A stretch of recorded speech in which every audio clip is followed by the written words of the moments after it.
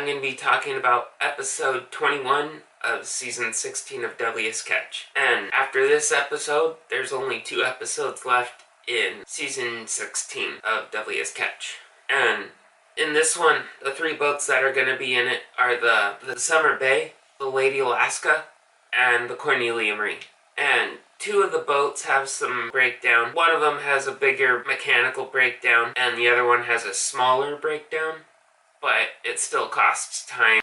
This episode starts out with the Cornelia Marie, and the Cornelia Marie is starting to stack their gear because they're not on very good numbers, and Josh is at the helm of the Cornelia Marie, and Casey's on the port side of the wheelhouse, and there's a call. Josh answers it, tells Casey that the phone's for him, and Casey and Josh switch spots so Casey can talk to his dad, and Casey finds out his dog Squirt that he's had for 14 years is not doing very good.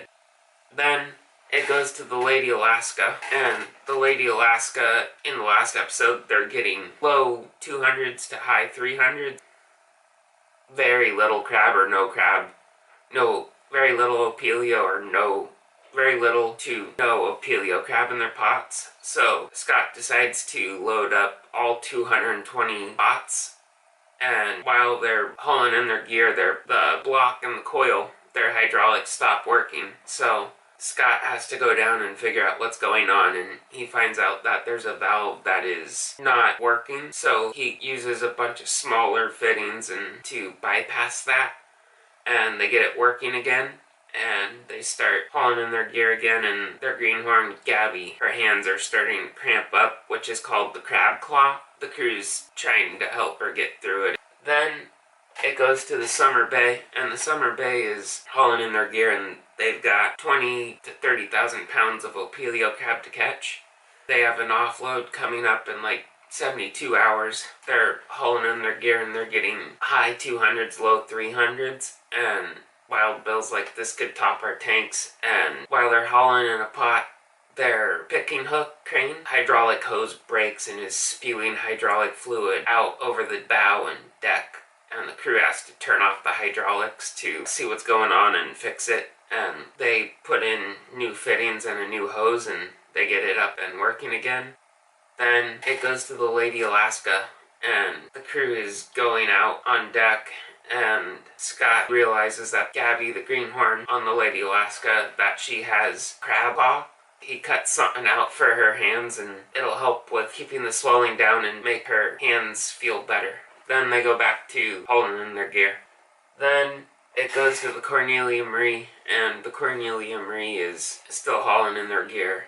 And Casey gets the call that his dog Squirt, he had passed away a couple hours earlier, and he's in mourning. He decides when they go to set their next string on their new grounds to call it the Squirt string, name it after his dog. He asks Josh if he can make Squirt's favorite burger, which is hamburger with cheese and bacon and lettuce, and shows the crew chowing down on that and paying tribute to his dog.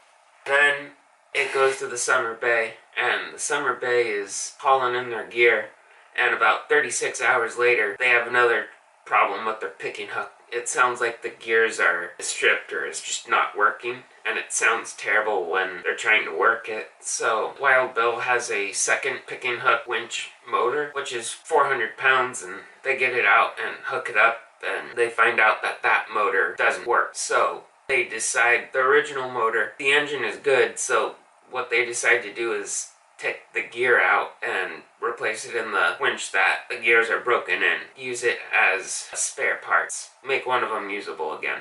So they're working on that and getting that fixed. Once they get that fixed, they start hauling in their gear again, and they're getting high 200s, low 300s, and they've got a couple more strings to go through, and they'll see if they have all of their quota or if they'll have to come back out for another trip just to finish it off.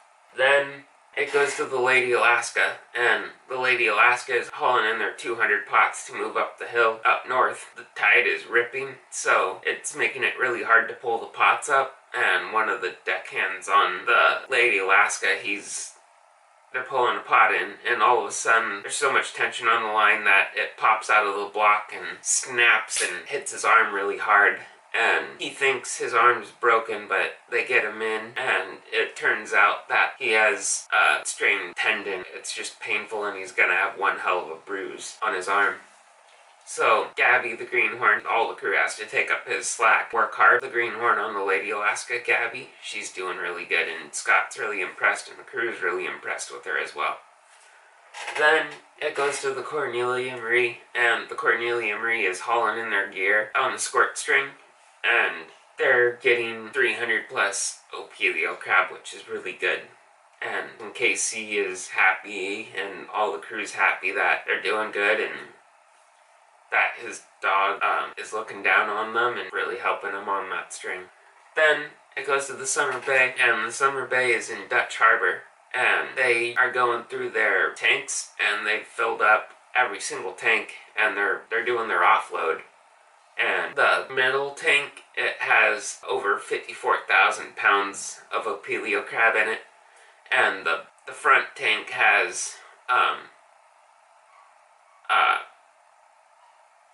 had like 23 or 25,000 pounds of Opelio crab in it, and the back tank had over 54,000 pounds. So they had on that trip 125,000 pounds of Opelio crab, and that means they came up 15,000 pounds of Opelio crab short. So Wild Bill decides to go out for one more trip and get their 15,000 pounds of Opelio crab to finish out 2020 Opelio season.